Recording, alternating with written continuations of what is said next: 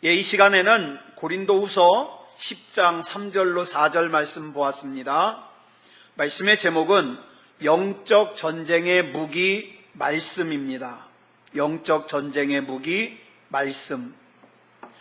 여러분 잘 아시는 욥기는 욥기 1장에 보면 욥의 삶에 일어난 사건들의 배경을 설명하고 있습니다.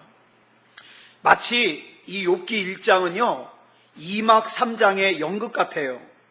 첫째 장면은요 1장 1절부터 5절까지인데 욥을 소개합니다.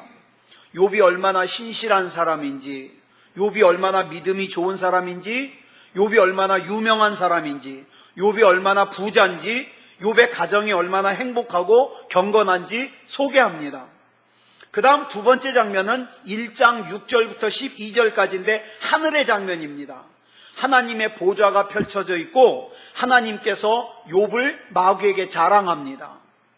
그리고 나서 셋째 장면은 이제 1장 13절부터 22절까지인데 욥에게 일어나는 아주 슬픈 사건들이에요. 재산이 사라지고 그 다음에 자녀들이 10남매가 죽고 아내가 떠나고 그런 슬픈 사건들. 그래서 첫째 장면과 셋째 장면은 이 땅에서 장면. 그 다음에 두 번째 장면은 눈에 보이지 않는 하늘에서 있어진 사건들. 이렇게 볼 수 있습니다. 자, 그런데요. 이 둘째 장면을 이해를 못하면 욥에게 왜 세 번째 장면에서 일이 일어났는지 이해 못해요. 예? 이렇게 우리가 사는 세계는요, 보이는 세계와 보이지 않는 세계로 이루어져 있는데, 보이는 세계는요, 보이지 않는 세계의 영향을 받습니다. 받아요. 저와 여러분은요, 영적인 영향을 받을 수밖에 없어요. 그래서 보이는 세계도 중요하고 보이지 않는 세계도 중요하지만 힘이 움직이는 방향이 뭐예요? 보이지 않는 세계에서 보이는 세계로 움직입니다. 그래서 뭐라고 말씀드렸어요? 영혼이 잘됨 같이 보이지 않는 세계죠. 영혼이 잘됨 같이 어떻게 해요? 범사가 잘되고 보이는 거죠.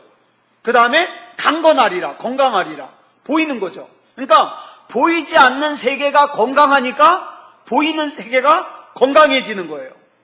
여러분, 환자들이 의사를 찾아올 때 여러분 어떨 때 가요? 이 보이는 몸에 문제가 생기면 가요. 너무 아파지면. 그런데 우리 눈에 보이는 부분에 이상이 생겼을 때는 의사들이 그럽니다. 80% 이상이 어디에 문제가 생긴 거예요? 눈에 안 보이는 속에 이상이 생긴 거예요. 그러니까 의사들이요, 환자가 왔을 때 눈에 보이는 증상만을 가지고 환자를 진찰한다. 그러면 돌팔이에요. 보이지 않는 부분을 진단할 수 있어야 돼요. 그래서 눈에 보이는 이 증상, 예를 들어서 눈꺼풀이 펄떡인다든가, 아니면 머리가 아프다든가, 아니면 입이 이렇게 찌그러진다든가, 구안와사라 그러죠. 예? 입이 이렇게 앞면이 찌그러진다든가, 이런 일들이 있을 때 왜 이런 일들이 겉으로 나타나느냐? 이 속사정을 찾아내는 의사가 진짜 의사라 이 말이죠.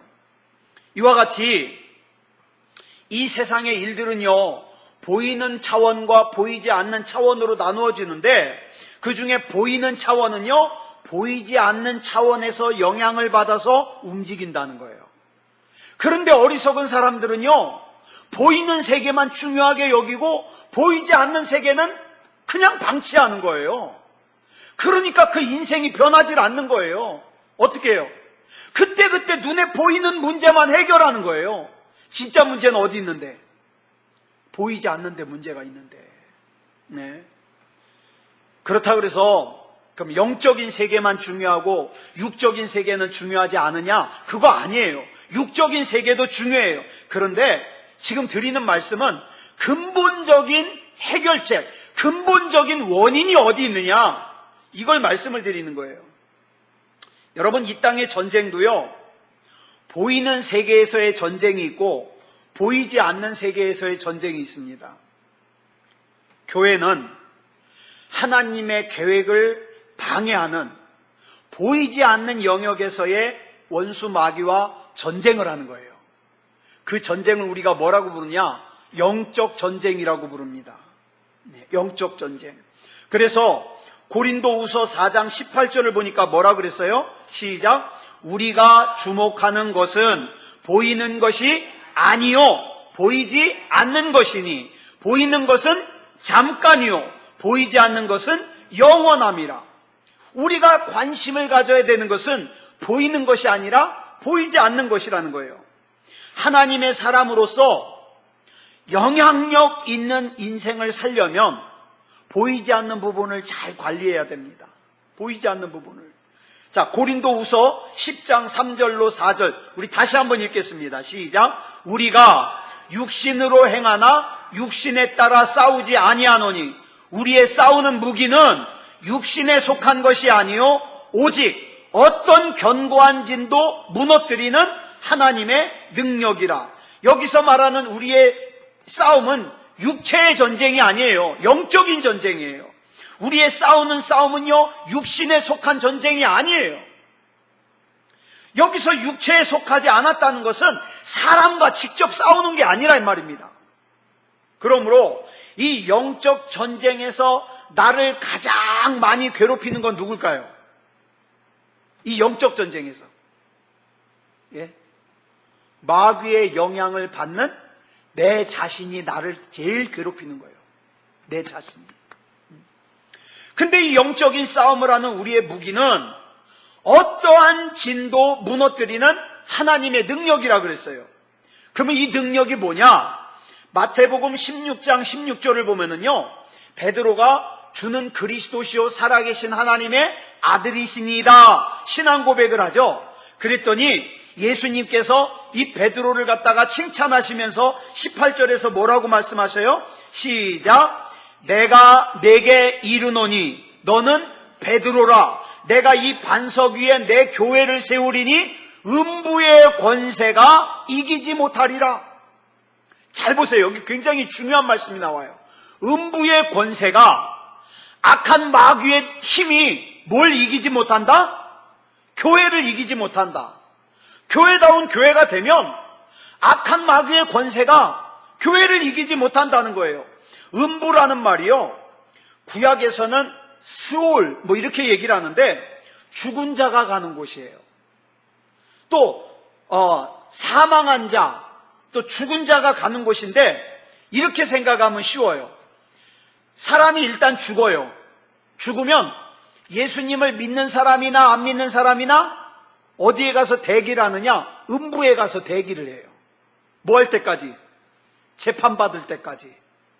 그리고 이제 하나님의 재판을 받으면 예수 믿는 사람은 생명의 부활로, 예수 안 믿는 사람은 심판의 부활로 이제 갈라지는 거죠. 예. 그래서 이렇게 하나님 앞에 심판을 받기 위해 대기하는 장소로 음부를 얘기하기도 해요. 또 이 음부를 예수님을 인정하지도 않고 영접하지도 않는 그 그러니까 예비지옥, 본지옥으로 가기 전에 가 있는 예비지옥, 이 예비지옥을 또 음부라고 하기도 돼요. 또 성경을 보면 이 세상을 음부라고 해요. 이 세상을. 네? 자, 근데 이 음부를 얘기할 때 음부에다가 무슨 단어를 붙였냐? 권세라는 단어를 붙여서 음부의 권세 그랬어요. 근데 이 권세라는 단어가 또 뭐로도 사용되느냐? 대문이라는 단어가 사용돼요. 그러니까 이렇게 생각하면 쉬워요.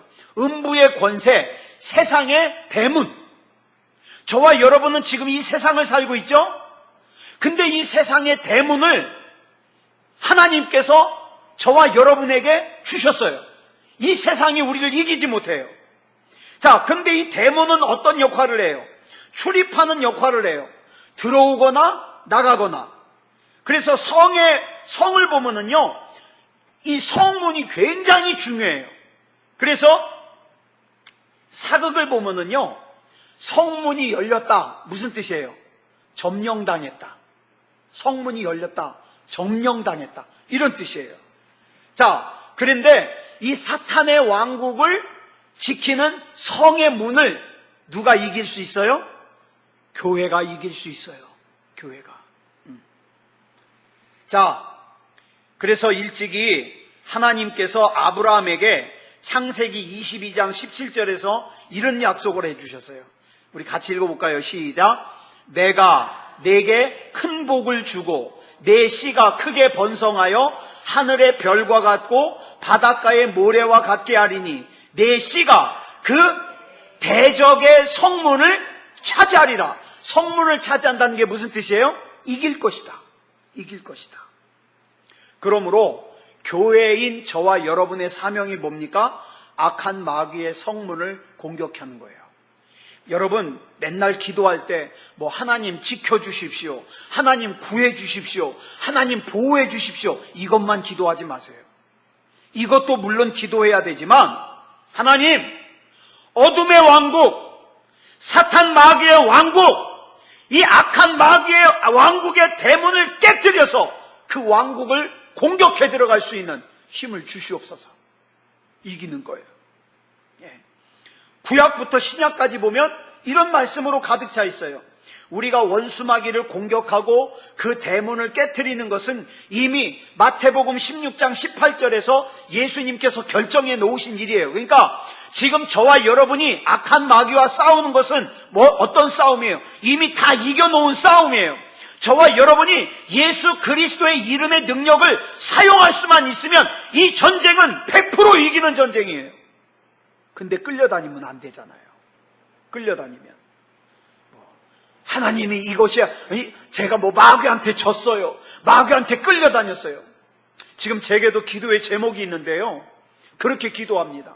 하나님 참 부끄럽게 이렇게 끌려다니지 말게 해주시고 하나님께서 내게 주신 능력으로 이기게 해주시옵소서. 이기게 해주시옵소서. 여러분 악한 마귀를 이기는 게 정답이에요. 왜?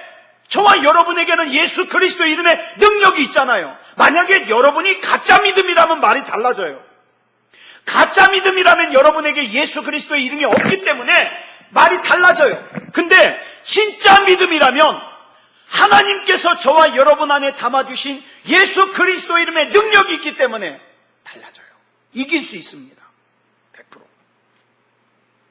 자, 그런데 이 악한 마귀를 이기는 무기가 여러 가지가 있어요. 예수 그리스도의 이름도 있어요. 예수 그리스도의 보혈도 있어요. 하나님의 말씀도 있어요. 찬양도 있어요. 기도도 있어요. 여러 가지가 있는데 오늘은 말씀을 좀 살펴보려고 해요.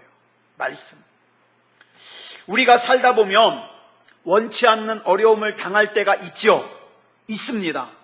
어려움 당하는 거 이상하게 여기지 마세요. 내가 믿음이 끝났나 봐, 내 믿음이 없어졌나 봐. 아니요. 저와 여러분이 육체를 입고 있는 동안에는요 어려울 수 있습니다. 근데 중요한 게 있어요. 이것을 이길 수 있는 힘을 하나님이 나에게 이미 주셨다.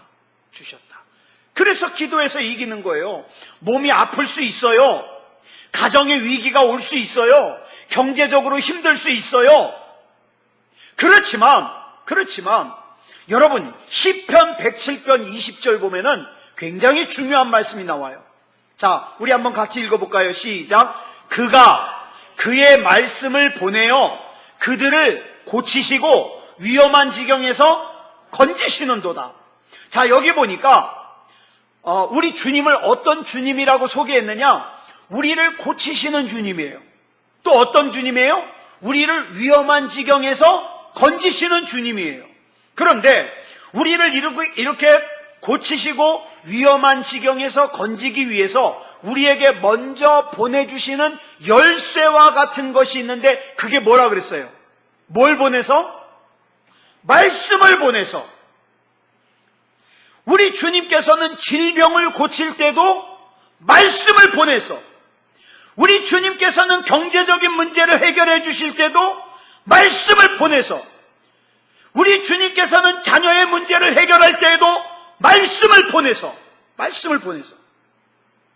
고쳐주신다는 거예요. 말씀을 보내서 위험한 지경에서 건져주신다는 거예요. 말씀을 먼저 보내서 건져주신다는 거예요. 그러니까 한마디로 우리 주님께서는 말씀을 통해서 역사하기를 원하신다는 거예요. 그러니까 이렇게 하면 돼야 안 돼요. 막 하나님 앞에 자기 구하는 것을 열심히 막 부르짖긴 했어요. 기도는 했어요. 근데 하나님 말씀을 전혀 안 봐요. 그러면 안 돼요. 여러분, 기도할 때 어떻게 해요? 성경 보면서 기도해야 돼요. 왜? 하나님께서는 말씀을 보내서 고치시고 말씀을 보내서 건지시기 때문에. 말씀을 통해서. 그러니까 우리 주님께서는 말씀을 통해서 역사하길 원하시는 거예요. 그러니까 우리가 신앙생활할 때 하나님의 말씀을 잘 받아야 되겠죠. 예? 하나님의 말씀을 꼭 붙잡아야 되겠죠. 하나님의 말씀을 근거로 삼아야 되겠죠. 그런데 이 중요한 하나님의 말씀에 얼마나 집중하고 있냐 이 말이에요. 하나님의 말씀을 보내서 고친다는 것은 하나님의 말씀을 통해서 능력이 공급된다는 거예요. 그러면 하나님께서 하나님의 말씀을 아무에게나 줄까요? 아니요. 진짜 믿음을 가진 사람에게 주십니다. 하나님이 사랑하는 사람에게 주십니다. 하나님의 말씀을 보내어서 위험한 지경에서 건지신다는 건 역시 하나님의 말씀을 통해서 능력이 공급된다는 거예요. 그러니까 자기 필요할 때만 하나님 앞에 도와달라고 기도하고 하나님 말씀 가까이 안 하는 사람은 문제가 있는 거죠. 왜? 이 말씀을 가까이 할 수 없으니까. 그러므로 하나님의 말씀은 곧 힘이요, 하나님의 말씀은 능력이요, 하나님의 말씀은 권세고, 닫힌 인생의 문을 열 수 있는 열쇠고, 인생의 문제를 해결할 수 있는 해답이 되는 거예요. 그러므로 하나님께서 말씀을 우리에게 주실 때 그 말씀을 꼭 붙잡는 거 중요합니다. 자, 그렇다면 하나님의 말씀을 멀리하면 무슨 문제가 생길까요? 오늘 본문을 보면 하나님께서 말씀을 보내서 고친다 그랬고 하나님께서 말씀을 보내서 위험한 지경에서 건지신다 그랬는데, 그러면 하나님께서 말씀을 보내서 고치신다는 건 뭘 전제로 하는 거예요? 고친다는 건 내가 뭔가 고장이 났다는 걸 전제로 하는 거예요. 어디가 아프다는 걸 전제로 하는 거예요. 또 건진다 그랬는데 건진다는 건 뭘 전제로 합니까? 내가 무엇인가의 위험에 빠져 있다는 걸 전제로 하는 거예요. 그런데 말씀을 보내서 고치시고 위험한 지경에서 건지신다. 그러면 말씀을 보내시기 전으로 돌아가면 어떻습니까? 시편 107편 10절로 11절 볼까요?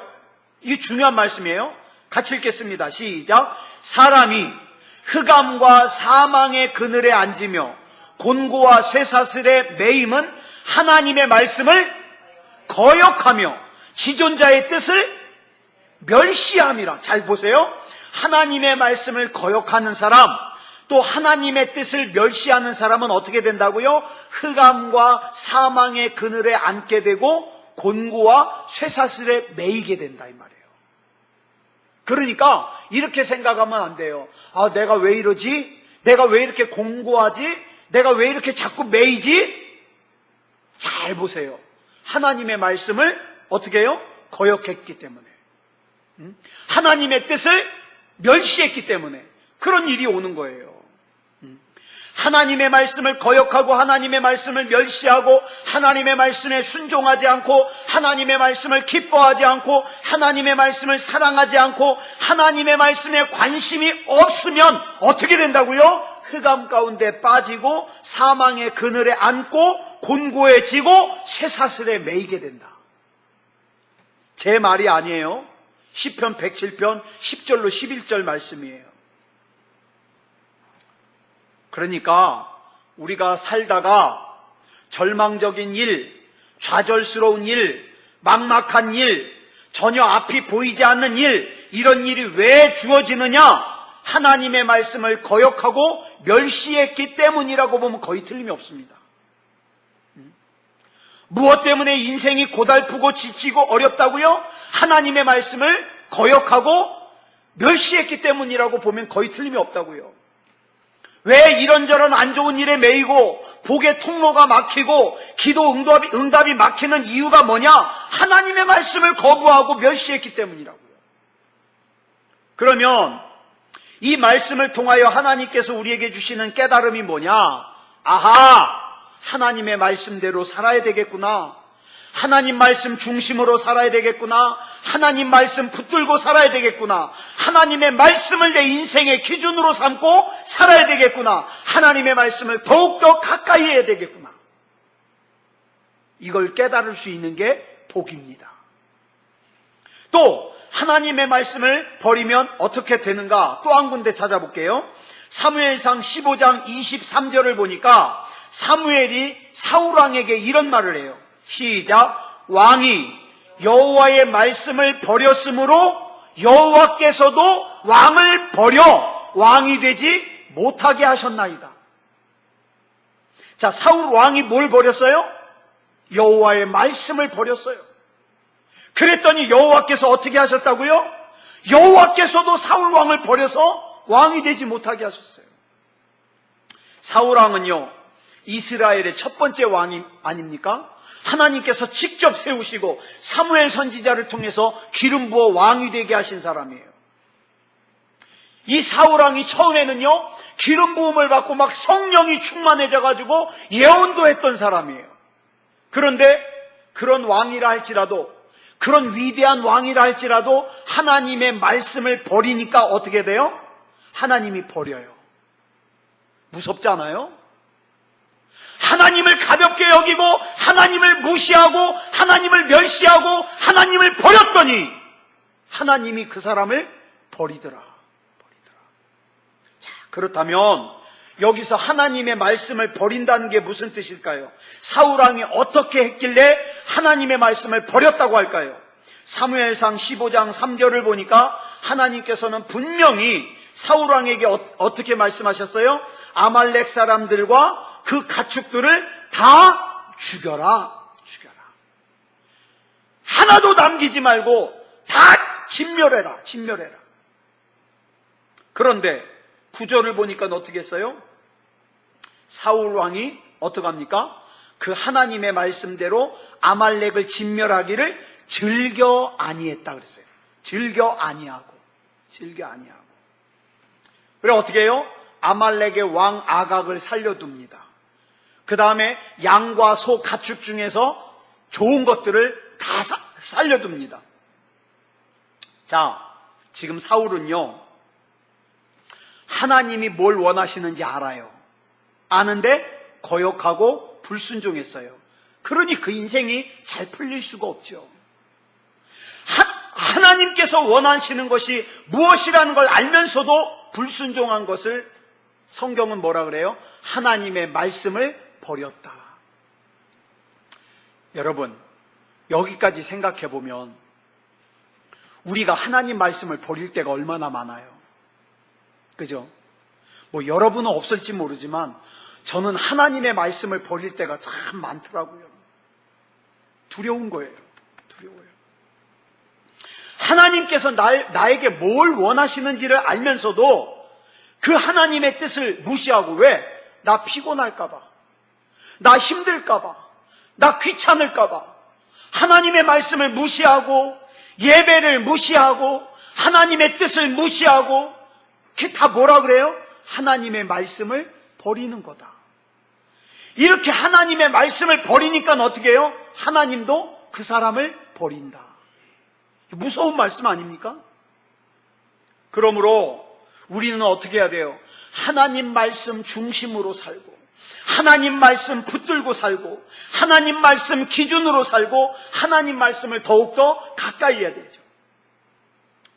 자, 그러면 하나님 말씀을 붙들고 가까이 해야 복이 되는데, 여러분, 우리가 이거 결심한다고 돼요? 결심한 대로 되질 않아요. 쉽지 않아요. 그래서 우리는 어떻게 됩니까? 하나님 말씀대로 살게 해달라고 기도하는 거예요. 하나님이 아니면 안 되는 거예요. 자, 그러면 이렇게 하나님의 말씀을 붙들고 가까이 하는 것이 왜 복이 될까요? 요한복음 1장 1절부터 3절까지 보겠습니다. 자, 태초에 말씀이 계시니라. 여러분들은 흔히 말씀이, 그 다음에 뭐라고 해야 돼요? 말씀이 뭐 말씀하셨다 그러든가, 말씀이 있다, 말씀이 주어졌다, 뭐 이렇게 해야 되잖아요. 근데 여기 보니까 말이 이상해요. 말씀이 계시대요. 말씀이 계시대요. 왜 말씀이 계시다고 표현을 했을까? 계속해서 그 다음 말씀을 보면 이해가 돼요. 이 말씀이 하나님과 함께 계셨으니, 그러니까 지금 이 말씀은 뭐예요? 하나님과 함께 계시는 인격체예요. 예? 오늘 본문 말씀도 그랬잖아요. 그가 그의 말씀을 보내요 그랬잖아요. 오늘 본문도. 근데 이 말씀이 하나님과 함께 계셨대요. 존재하고 있어요. 그러면 이 말씀이 인격체라는 뜻이에요. 인격도 하찮은 인격이 아니라 존칭해야 되는 아주 존귀한 인격이에요. 근데 이 말씀이 언제부터 계셨다고요? 언제부터? 태초부터. 이것은 무슨 뜻이냐면 이 말씀은 하나님과 동등한 인격체라는 거예요. 하나님과. 그리고 이 다음 말씀을 보면 이 말씀이라는 인격체가 구체적으로 누군지를 설명하고 있어요. 이 말씀은 곧 뭐다? 하나님이시다. 자, 여기까지 보면 잘 보세요. 태초에 말씀이 계셨어요. 하나님과 동등한 인격체예요. 이 말씀이 하나님과 함께 계셨는데 이 말씀이 곧 하나님이에요.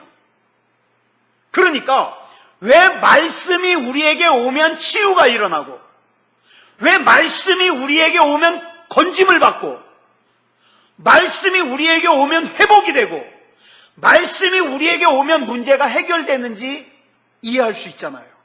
그죠? 말씀이 하나님이니까.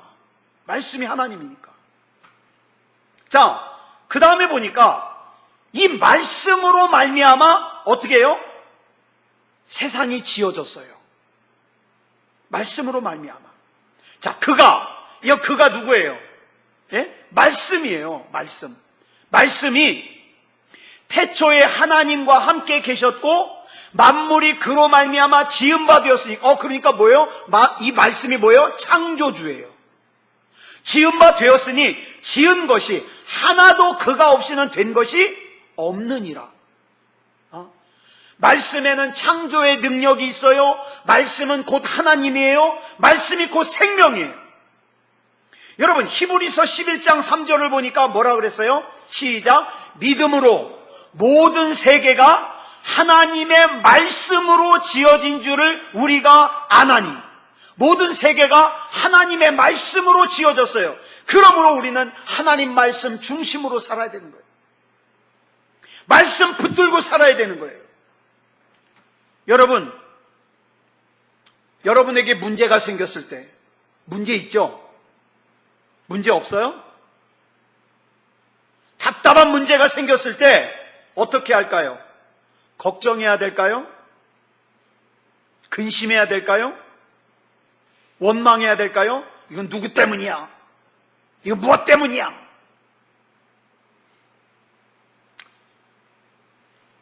여러분, 목사가 걱정이 있을까요? 없을까요? 저는요, 걱정을 제가 만들어서 살아요. 제가 걱정이 얼마나 많은 사람이냐면 요 근래에는 숨이 안 쉬어져요. 예? 저는 제가 힘든 것, 제가 답답한 것 저희 집사람에게만 얘기합니다. 부모님에게도 얘기 안 해요. 왜? 이미 연로하신 부모님은요, 걱정만 끼칠 뿐 도움이 안 돼요. 제 형제들에게도 얘기 안 해요. 네? 이 속에 답답한 거는요, 제 집사람에게만 얘기해요. 그리고 어디에만 얘기해요? 하나님께만 얘기해요. 하나님께만. 나에게 도움이 되는 딱 두 존재에게만 제가 얘기합니다. 여러분, 하나님께서는요, 잘 들으세요. 저와 여러분의 이 문제를 이길 수 있는 믿음을 이미 주셨어요. 예? 이 문제를 이길 수 있는 깨달음을 이미 주셨어요. 이 문제를 해결할 수 있는 말씀을 이미 주셨어요. 그런데 우리가 많은 순간에 이 말씀을 어떻게 해요? 딴 데다 이렇게 밀어놓고 어떻게 해요? 열심히 걱정합니다. 열심히 근심합니다. 사랑하는 여러분, 하나님께서 우리에게 주신 하나님의 말씀 안에 문제의 해답이 다 있습니다. 하나님의 말씀은 곧 하나님이십니다. 그러므로 이 말씀을 붙들고 악한 마귀의 문을 깨트리는 그런 사명이 저와 여러분에게 있는 거예요. 그래서 오늘 이 밤에 우리가 그 기도를 드리고 싶은 거예요. 하나님, 사람 의지하지 않겠습니다. 다른 환경 의지하지 않겠습니다. 하나님께만 오늘 말씀 드립니다. 하나님께서 나에게 주신 말씀, 그 말씀 가운데 이 문제를 해결할 수 있는 열쇠가 있음을 믿습니다. 하나님, 그 말씀을 주셔서 나를 고쳐주시옵소서. 나를 위태한 지경에서 건져주시옵소서. 오늘 이렇게 기도하고 싶은 거예요. 자, 우리 시간 다 같이 기도하시지 않겠습니까? 이 시간에 우리 같이 합심으로 기도할 때 하나님, 이 시간 약속하신 대로 하나님께서 나에게 악한 마귀를 이길 수 있는, 음부의 권세를 이길 수 있는 무기를 많이 주셨지만, 예수님의 이름도 주셨습니다. 보혈도 주셨습니다. 많이 주셨지만 그 중에 오늘 하나님의 말씀을 살폈습니다. 하나님의 말씀을 보내어 주셔서 그 말씀으로 고쳐주시고 말씀으로 건져주시옵소서. 이 시간 우리 합심으로 간절하게 기도하겠습니다. 우리 다 같이 기도하겠습니다. 사랑의 아버지 하나님, 은혜를 감사합니다. 아버지 하나님, 이 시간 우리 하나님께서 함께하여 주셔서 하나님의 말씀을 통하여 영적 전쟁의 무기 중에 말씀을 살폈습니다. 하나님께서 우리에게 말씀을 보내주셔서 그 말씀이 우리의 병든 육체도 고치고 병든 마음도 고치고 병든 정신도 고쳐주시고 아버지 하나님의 어그러진 삶의 환경도 고쳐주시고 위태한 지경에서 우리를 건져주심을 믿습니다. 아버지 하나님이여, 어려움 가운데, 낙심 가운데, 두려움 가운데 아버지 하나님이여, 무너지지 말게 하시고 하나님께서 주신 말씀 붙들고 말씀에 기준하여 살게 하여 주시옵소서. 사랑의 아버지 하나님, 믿음다운 믿음을 가지게 하여 주셔서 이 살아있는 믿음으로 말미암아 능력을 경험할 수 있게 하여 주시옵소서. 사랑의 아버지 하나님이여, 병든 육체가 고침받게 하여 주시옵소서. 아버지 하나님이여, 삶의 어려운 일로 인하여 답답함이 해결되게 하여 주시옵소서.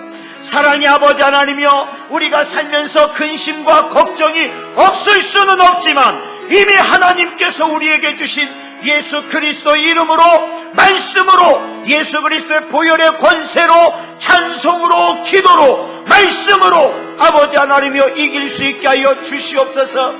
사랑의 아버지 하나님, 우리 주님의 몸된 새소망교회 우리 교우들이 하나님을 예배하는 일에 더욱더 힘썼으면 좋겠습니다. 하나님 앞에 기도하는 일에 더욱더 힘썼으면 좋겠습니다. 하나님 앞에 믿음으로 설 때에 하나님께서 능력을 경험하게 하시고 아버지 하나님의 은혜 가운데, 승리 가운데 인도하여 주셔서 아버지 하나님의 우리 모든 성도들이 간증이 넘치게 하여 주시고 믿음다운 믿음이 되게 하여 주시옵소서. 아버지 하나님의 한 사람도 하나님의 말씀을 버려 하나님으로부터 버림받는 인생이 없게 하여 주시옵소서. 우리 하나님께서 붙잡아 주시고 인도하여 주실 줄 믿사오며 그리스도 예수님의 이름으로 간절히 기도드려 싸움나이다. 아멘.